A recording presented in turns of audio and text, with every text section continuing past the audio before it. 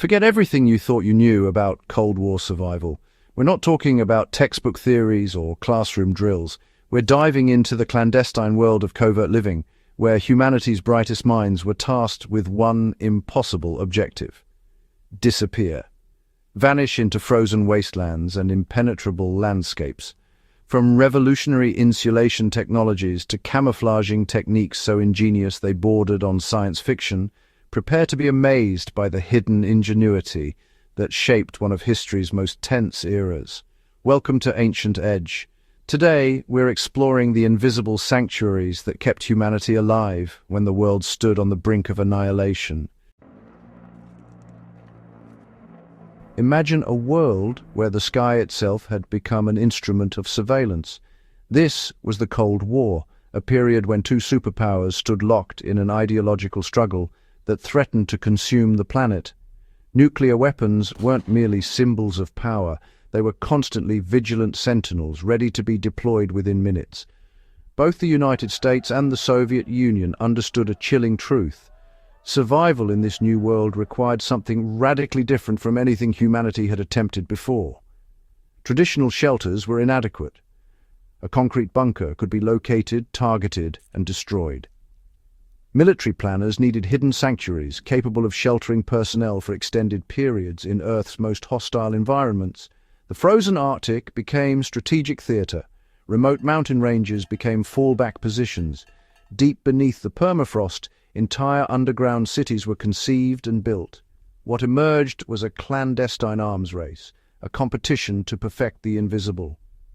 Engineers on both sides competed furiously to create environments where humans and critical systems could remain completely hidden, completely functional and viable for months or years without external contact. The Soviet Union's construction of underground command centers began in earnest during the 1960s. Beneath Moscow, beneath the Urals, and hidden within remote regions, entire cities were carved from rock and earth. Yet even the most formidable fortress has a weakness: heat.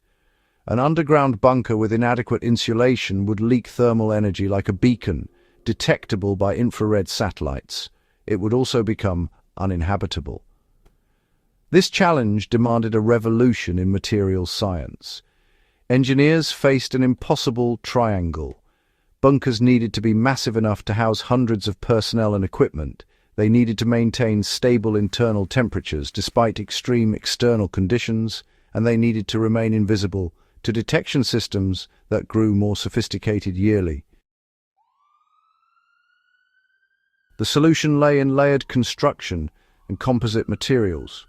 Walls were constructed in precise sequences, beginning with geological surveys identifying locations where natural rock formations provided initial insulation.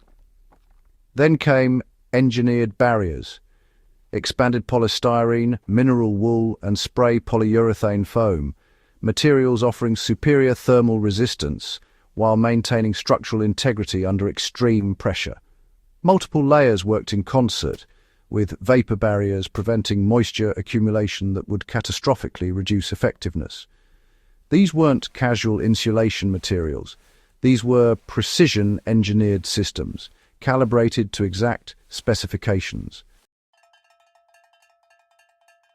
But insulation alone was insufficient. Even a perfectly insulated bunker needed power and environmental control. This demanded a truly audacious solution: portable nuclear reactors. The United States deployed nuclear power plants to remote locations like Camp Century in Greenland, buried beneath ice sheets and designed to provide reliable energy for heat, electricity, and life support systems.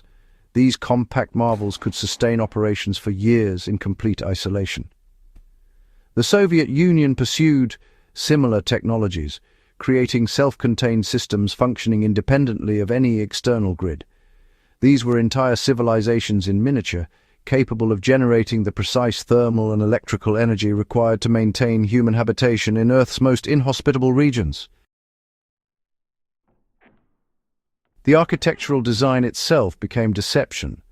Bunkers featured multiple blast doors, each sealed with precision engineering.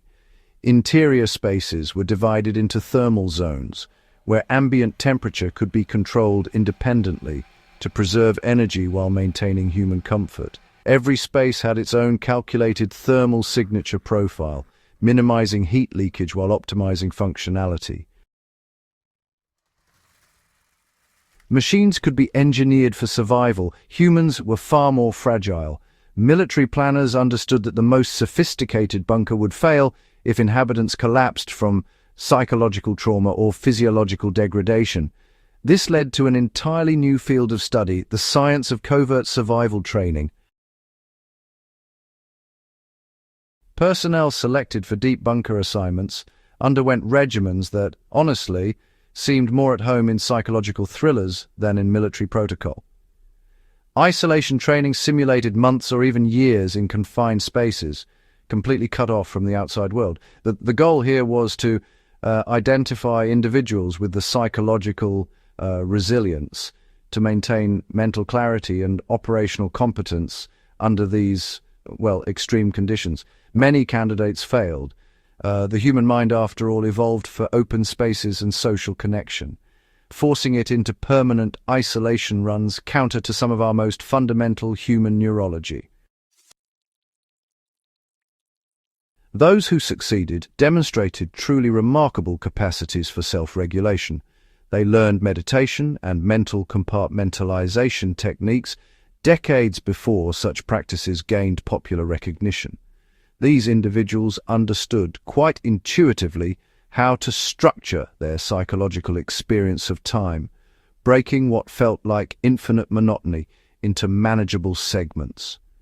Military psychologists, in turn, developed protocols that treated psychological resilience as trainable skills, rather than immutable personality traits. Physiological adaptation was, equally complex. Medical researchers developed nutritional protocols specifically calibrated for sedentary populations living in artificially lit environments.